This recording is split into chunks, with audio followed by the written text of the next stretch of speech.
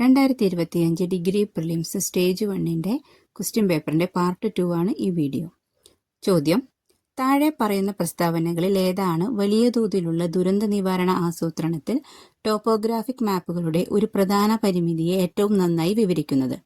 ഉത്തരം: അവ കൃത്യമായ ഉയരത്തിന്റെ വിശദാംശങ്ങൾ നൽകുന്നു. എന്നാൽ പ്രകൃതി ദുരന്തങ്ങൾ കാരണം ഭൂപ്രദേശത്തുണ്ടാകുന്ന തത്സമയ മാറ്റങ്ങൾ കണക്കിലെടുക്കാൻ അവയ്ക്ക് കഴിഞ്ഞേക്കില്ല. അടുത്ത ചോദ്യം: ഭാരതത്തിന്റെ ഭൂമിശാസ്ത്രാത്മക സവിശേഷതകൾ മൺസൂൺ കാലാവസ്ഥയെ എങ്ങനെ സ്വാധീനിക്കുന്നു എന്നതിനെ ഏറ്റവും നല്ല രീതിയിൽ വിശദീകരിക്കുന്നത് ഏത് പ്രസ്താവനയാണ്? ഉത്തരം: പടിഞ്ഞാറൻ ഘട്ടങ്ങൾ, കിഴക്കൻ ഘട്ടങ്ങൾ, ഹിമാലയങ്ങൾ, ഡെക്കാൻ പീഠഭൂമി എന്നിവ ഒരുമിച്ചു കൂടിയുള്ള ഓറോഗ്രാഫിക് ഫലകങ്ങൾ കാറ്റിന്റെ വഴിത്തിരിവ്, മഴനിഴൽ മേഖല എന്നിവ വഴി മൺസൂൺ മഴയുടെ പടർപ്പിനെ സ്വാധീനിക്കുന്നു. ഇത് പ്രാദേശിക വ്യത്യാസങ്ങൾ സൃഷ്ടിക്കുന്നു. അടുത്ത ചോദ്യം: ഭാരതീയ മൺസൂണിന്റെ തീവ്രതയും വ്യത്യാസവും എന്താണ് നിർണ്ണയിക്കുന്നത്? താഴെ പറയുന്നവയിൽ ഏതാണ് ഏറ്റവും ഉചിതമായ വിശദീകരണം? ഉത്തരം: അന്തർ ട്രോപ്പിക്കൽ കോൺവർജൻസ് സോൺ എന്നതിന്റെ സ്ഥാനമാറ്റം, ജെറ്റ് സ്ട്രീം, ഭൗമശാസ്ത്ര പ്രതിഘാതങ്ങൾ അല്ലെങ്കിൽ ഓറോഗ്രഫിക് എഫക്റ്റ്, എൻസോ സംഭവങ്ങൾ അതായത് എൽനിനോ, ലാനിനോ എന്നിവയുടെ സംയുക്ത സ്വാധീനമാണ് ഭാരതീയ മൺസൂൺ രൂപപ്പെടുത്തുന്നത്. അടുത്ത ചോദ്യം: പാലക്കാട് ചുരത്തിന്റെ പ്രാദേശിക കാലാവസ്ഥയിലും മനുഷ്യപ്രവർത്തനങ്ങളിലുമുള്ള വിപുലമായ സ്വാധീനം ഏറ്റവും ഉചിതമായി വിശദീകരിക്കുന്നത് താഴെ പറയുന്നവയിൽ ഏതാണ്? ഉത്തരം: ഇത് കാലാവസ്ഥാ ഗേറ്റ്വേയുമായി പ്രവർത്തിക്കുന്നു. ഈർപ്പമുള്ള കാറ്റുകൾ മഴ വിതരണത്തെ സ്വാധീനിക്കാനും അതോടൊപ്പം സാമ്പത്തികവും ചരിത്രപരവുമായ ബന്ധങ്ങൾ രൂപപ്പെടുത്താനും സഹായിക്കുന്നു. അടുത്ത ചോദ്യം: താഴെ പറയുന്നവയിൽ ഏതാണ് ദേശീയ വരുമാനം എന്നറിയപ്പെടുന്നത്?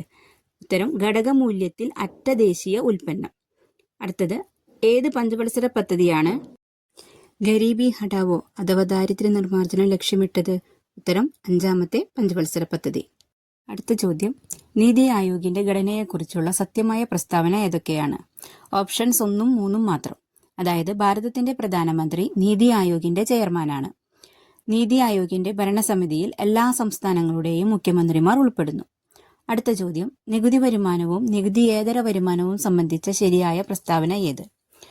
ഓപ്ഷൻ 2 മാത്രം എന്നതാണ് ശരിയായ പ്രസ്താവന ഇതാണ്: നികുതി വരുമാനം സർക്കാർ നിർബന്ധിതമായി ഈടാക്കുന്ന നികുതികളിലൂടെ ലഭിക്കുന്ന വരുമാനമാണ്.